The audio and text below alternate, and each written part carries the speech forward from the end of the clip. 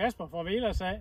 Vi står her i en tidlig sået hvedemark, hvor der er kommet en stor regnbyge et par dage efter såningen. Det var cirka 60 mm på få timer, der kom, og her der kan vi se, nu når det går aller værst. Her er skaden. Vi kan se den store rende i jorden her, hvor det har skyllet ned. Men ser vi på, hvor lidt der egentlig er herude, så er det kun løbet ned fra deroppe, hvor vi ser spaden, og så her ned til.